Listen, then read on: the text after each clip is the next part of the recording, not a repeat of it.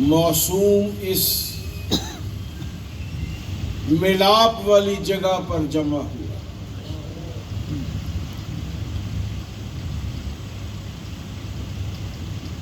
جب کوئی قوم شعور اور ترقی کو دین کے تابع کر لیتی ہے تو اللہ ان کو برکت نصیب فرماتا ہے۔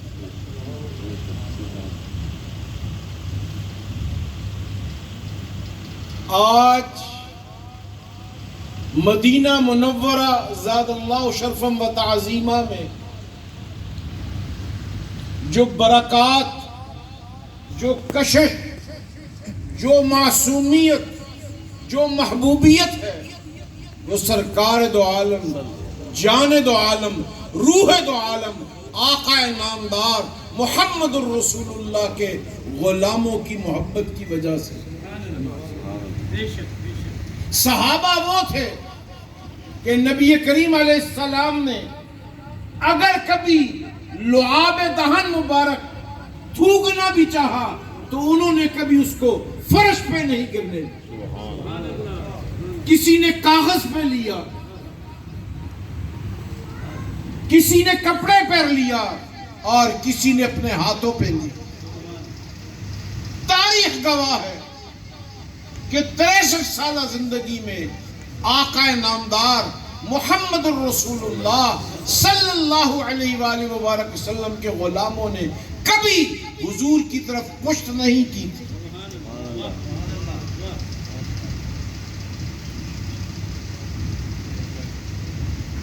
جیسے ہی چراغ محمد اپنی ضیاء پاشیوں کو اور بڑھاتا ہوا اوپر منتقل ہو گیا،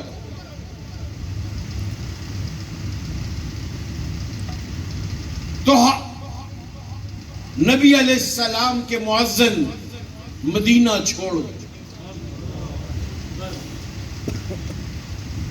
حسنین کریمین تڑپ اٹھے اور کربلا کے تاجدار حسین ابن علی نے مچل کے کہا کہ میرے نانا کے مؤذن آؤ، مدینے کو پھر سے اپنے خوبصورت رعنائیوں سے معطر کر۔ ایک صبح مؤذن رسول مدینہ منورہ پہنچا، جب اچانک بلال نے اذان کہی تو لوگ اپنے آرام دہ بستروں سے نکل کر کشاں کشاں مسجد نبوی شریف پر پہنچے۔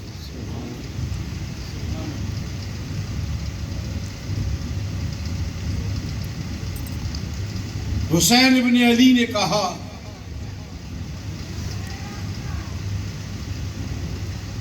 چچا آپ مدینہ کیوں چھوڑ گئے؟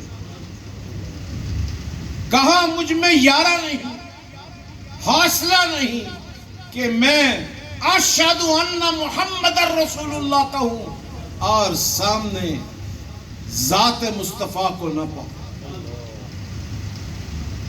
میں ہر اذان میں جب اشہد ان محمد الرسول اللہ کہتا تھا تو حضور علیہ السلام کی بلائیں میری نگاہیں لیتی، اب نگاہیں اٹھتی ہیں اور آقا کو نہیں پاتی، تو مجھ میں حوصلہ نہیں کہ اس مدینے میں ہوں اور حضور کو اپنی نگاہوں سے نہ دیکھوں۔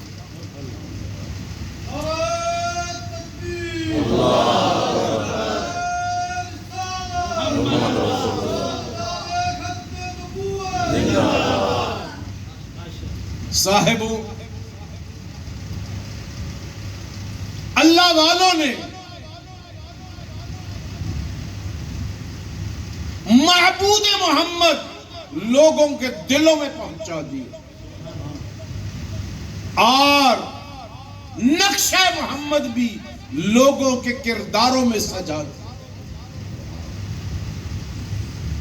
پھر وہ لوگ جو آقا نامدار علیہ السلام کو ان آنکھوں سے دیکھتے تھے، انہوں نے ان آنکھوں سے دیکھنا شروع کر دیا۔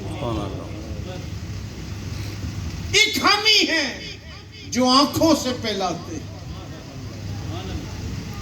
اللہ والے حضور علیہ السلام کی محبت کو، حضور علیہ السلام کی صورت کو لوگوں کے دلوں کرداروں میں سمو دیتے،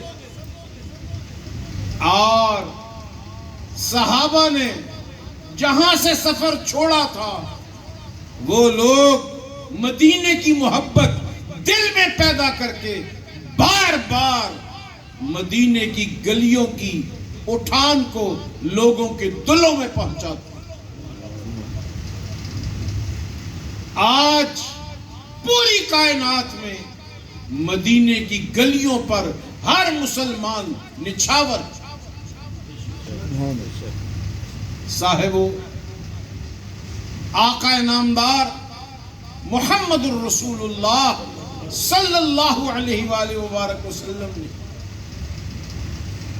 جو جماعت چھوڑی تھی، اس نے عقیدت، ادب اور اطاعت کو اپنا شعار بنا لیا، اور وہ مدینہ جس کی گلیوں میں محبت مصطفی صلی اللہ علیہ وآلہ وبارک وسلم گھومتی تھی، وہ کائنات کے آخری کونے تک پہنچا۔ صاحبو،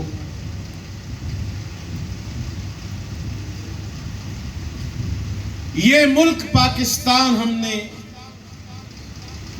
اسلام کے نام پہ حاصل کیا۔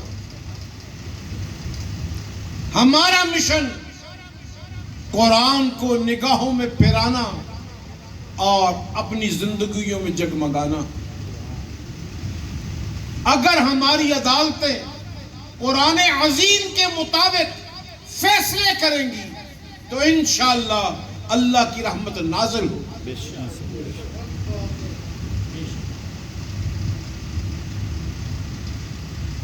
آج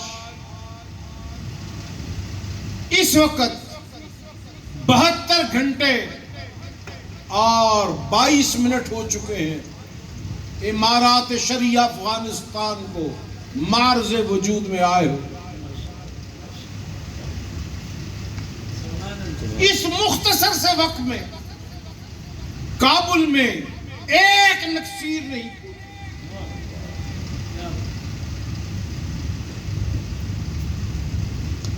ملا ہیبت اللہ خنزادہ موجود ہیں،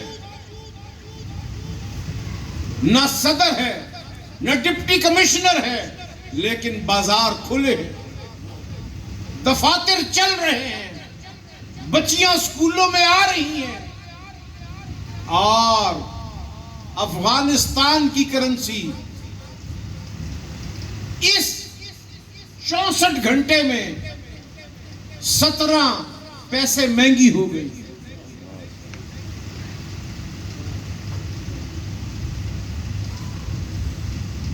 ابھی تو یہ ہے ابتدا، آگے دیکھیے ہوتا ہے کیا کیا۔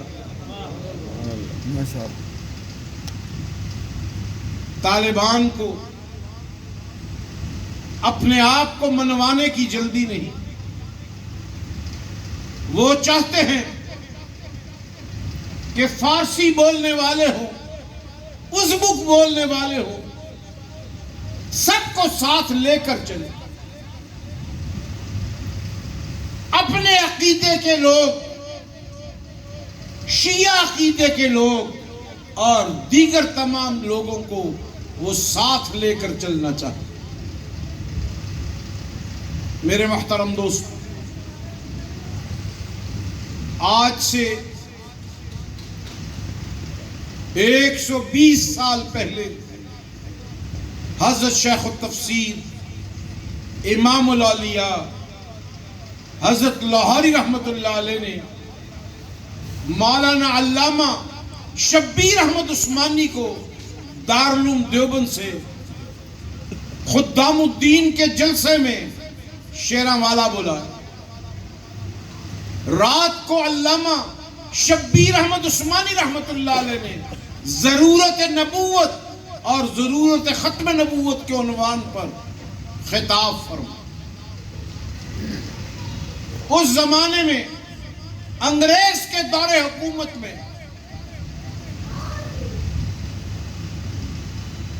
پنجاب اسمبلی کے اسپیکر اس مجمع میں موجود. حضرت العلامہ کا خطاب اپنی جولانی پہ تھا کہ امام لاہوری کی مسجد سے میناروں سے اذان فجر نمودار ہو.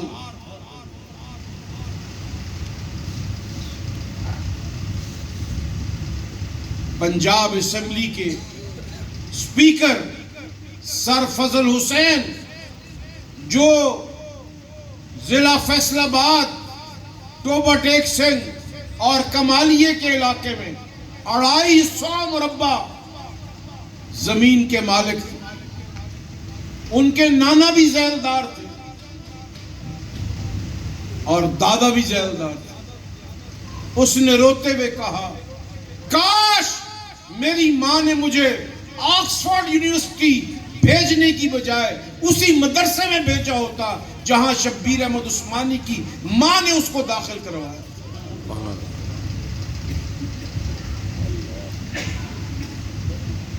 کہا کہ قرآن کیا ہے آج مجھے معلوم ہو. قرآن نافذ کیسے ہوتا ہے یہ افغانستان میں جا کے محسوس ہوتا ہے. ہری ہے شاخ تمنا ابھی چلی تو نہیں اور جفا کی تیغ گردن وفا شعاروں کی سرے میدان کٹی ہے مگر جھکی تو نہیں. سبحان اللہ ماشاءاللہ نعرہ تکبیر جزاک اللہ نعرہ ختم نبوت نعرہ ختم نبوت اولیاء حضرت لاہوری علامہ شبیر احمد عثمانی حضرت مولانا عبید اللہ انور جمعیت مولانا میاں محمد اجمل قادری ماشاءاللہ مقرر رفقائے محترم برکات وہاں موجود ہوتی ہیں جہاں نسبت والا ایک غلام بھی گزر جائے. آج سے 104 سال پہلے سیال کوٹ کے ایک نوجوان نے حضرت لاہوری رحمت اللہ علیہ کو کہا کہ حضرت کشمیر میں راجہ ہری سنگھ کو شکست کیسے دی جا سکتی.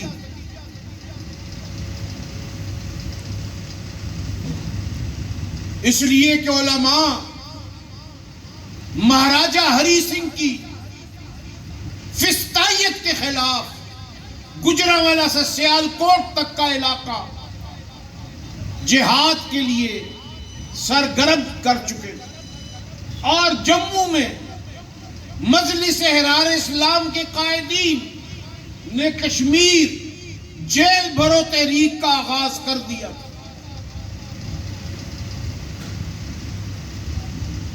تو حضرت نے اس نوجوان سے پوچھا کہ تم کیا کرتے ہو؟ اس نے کہا اسی تے کشمیری ہاتھوں یعنی کشمیری مزدور ہوں. حضرت امام لاہوری رحمت اللہ علیہ نے فرمایا تم مزدور بننے کی بجائے تجارت کرو تاکہ تجارت صحابہ کا طریقہ.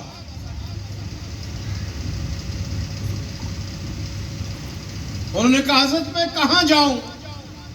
کہاں فیصل آباد کی کسی تحصیل میں چلے جاؤں. وہ لالا فیروز الدین کبھی سمندری گئے،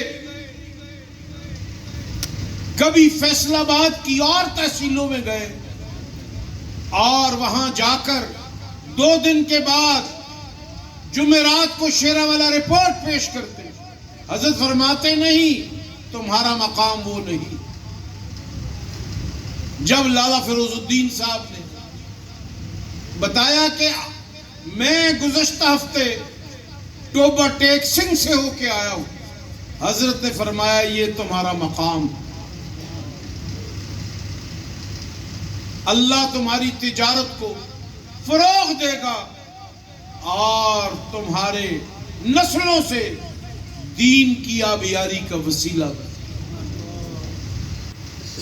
میرے محترم دوست،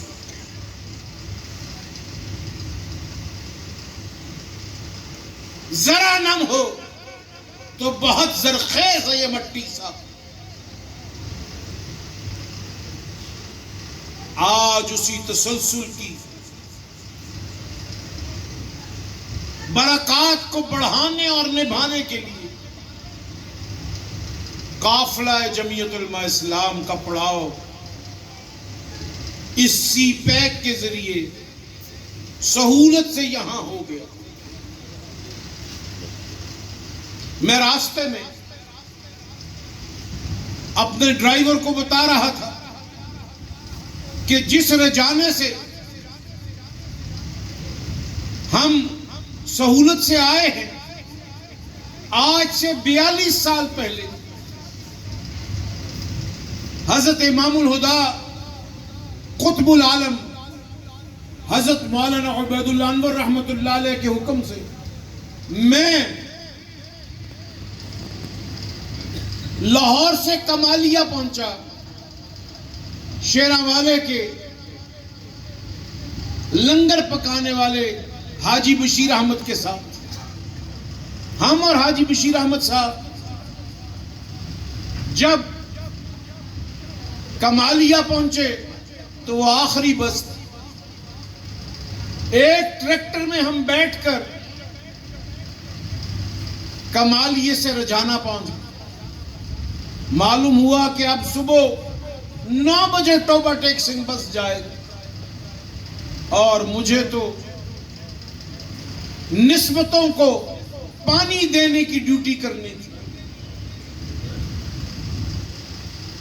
میں نے حاجی صاحب کو کہا کہ میں مغرب اور عشاء جمع کرتا ہوں، آپ کسی سواری کا پتہ کریں،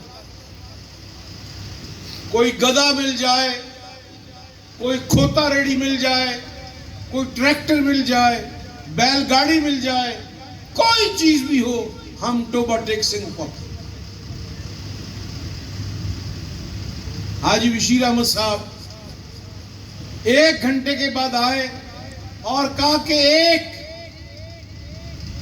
کرائے کی سائیکلوں کی دکان سے 1 رات کے لیے کرائے پہ سائیکل مل گئی.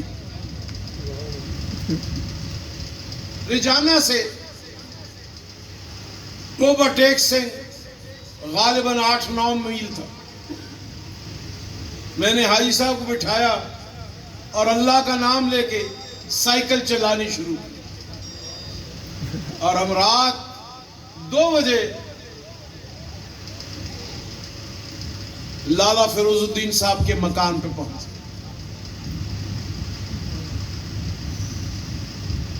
لالا جی نے کہا کہ مجھے حضرت نے کہا تھا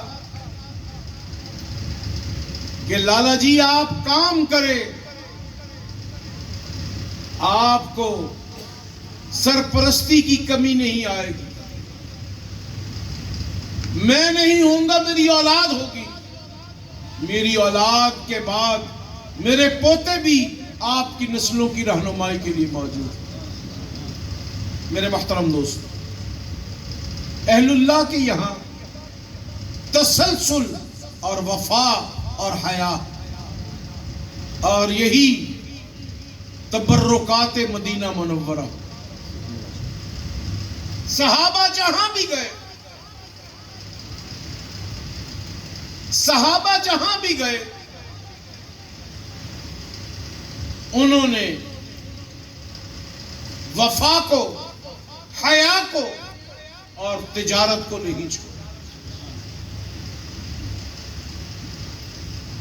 اور میرے محترم دوست، ہندو کہتے ہیں سادھوانوں کی سوادانات، لیکن مسلمان علماء ہر چیز میں رہنمائی کرتے ہیں.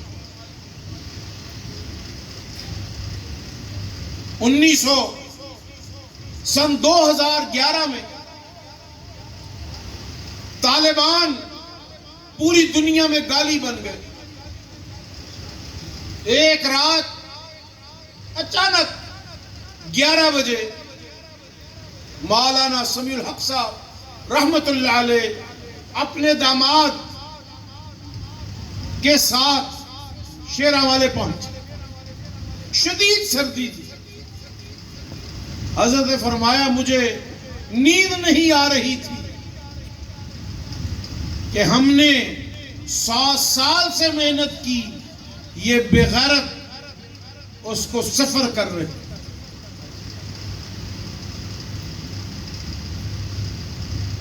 میں نے کہا حضرت آپ 2-4 گھنٹے آرام کر لیں،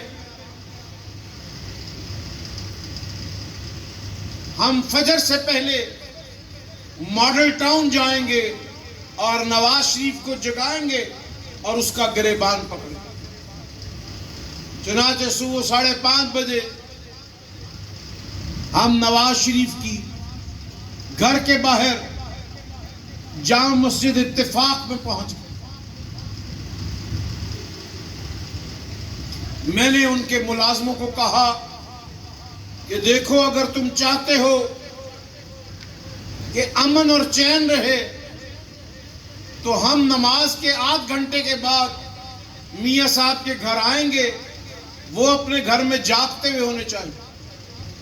چنانچہ ہماری ملاقات ہوئی اور میاں نواز شریف صاحب نے مان لیا کہ جہاد افغانستان میں طالبان کا جو کردار ہے، اس میں مولانا سمیع الحق صاحب سرکاری طور پر اپنا کردار ادا کریں. لیکن برا ہو پاکستانی سیاست کا، جناب زرداری صاحب رکاوٹ بن گئے اور تمام تر کوششوں کے باوجود ہم کامیاب نہ ہو سکے. میرے محترم دوست، مولانا فضل الرحمان اور میں نے مفتی محمود صاحب کی آغوش میں اکٹھے سے سیاسی تربیت حاصل کی.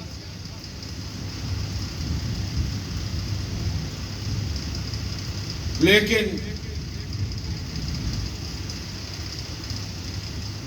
مولانا کی تربیت مفتی محمود صاحب کے بعد نواب زادہ نصر اللہ خان نے کر لی، جس کی وجہ سے فضل الرحمان اور میرے درمیان سوچ کا کلزم پیدا ہو گیا. اس لیے کہ وہ سیاست کے تقاضوں کو آگے رکھتے ہیں اور میں دین کے تقاضوں کو آگے رکھنے کی تربیت لے کے پیدا ہوں.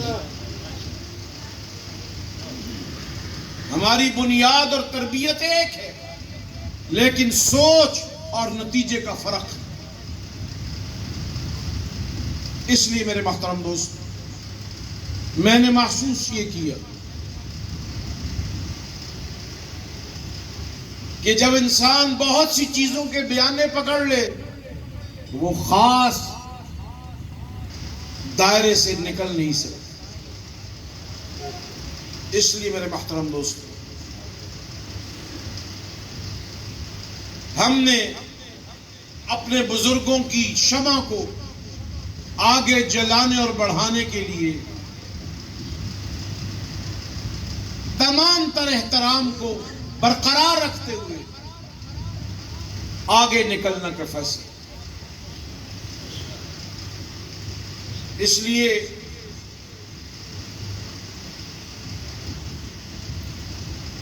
کہ امریکہ اور یورپین یونین یہ چاہتی ہے، جیسے FATF میں آپ نے دیکھا کہ انہوں نے پابندی لگا دی ہے کہ مولوی اور مدرسہ ڈپٹی کمشنر کا پابند ہے.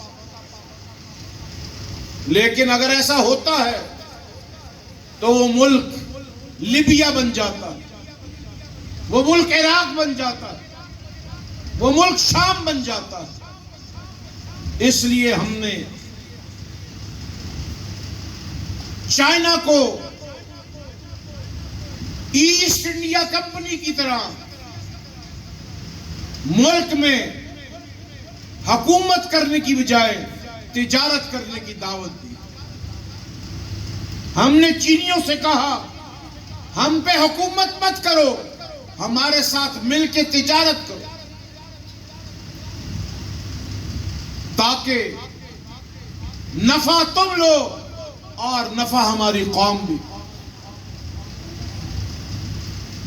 اس لیے میں نے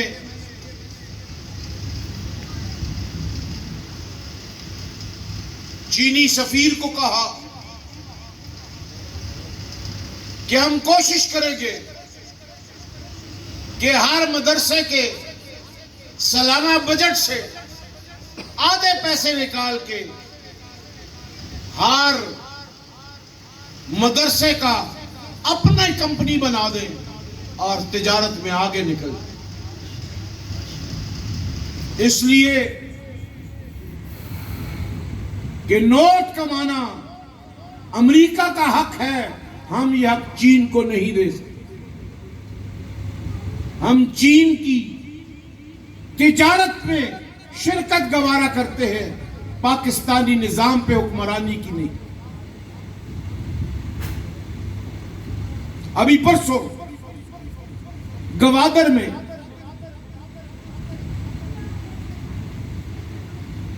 بھارتی ایجنسی را نے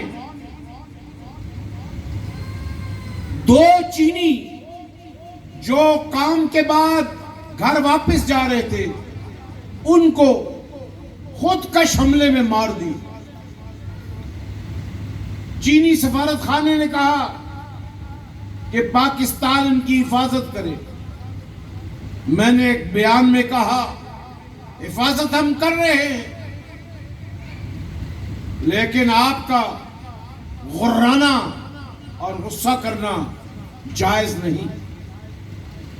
آپ کو معلوم ہے کہ بھارت ہمارا دشمن ہے،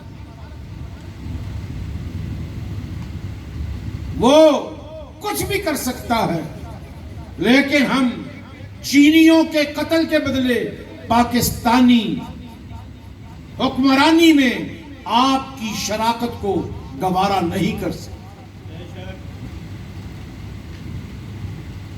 اس لیے میرے محترم دوست، اب ضرورت ہے ثمر کی کہ دینی لوگ سیاست کی گہرائی کو سمجھے. اس لیے کہ جتنی پاکستان کی آبادی ہے اس سے دگنے مسلمان چین میں رہتے ہیں. ہمیں ان کی مدد کو بھی پہنچنا، لیکن اپنی تجارت کی بنیاد پہ آگے بڑھنا. اور یہ ہمت تب پیدا ہو سکے گی کہ ہم صحابہ کے طریقے پر چلیں گے اور حسین ابن علی کے انداز پر اپنے نانا کے دین کی حرمت پر کٹ بڑھے. صاحبو، میرا وقت ختم ہو رہا ہے اور کھانا ٹھنڈا ہو رہا ہے اور آپ کے جذبات گرم ہو رہے ہیں. اللہ تبارک و تعالی ہمیں ہر چیز کو گہرائی تک اس کے تقاضے نبھانے کی توفیق عطا فرمائے. وآخر دعوانا ان الحمد للہ رب العالمین.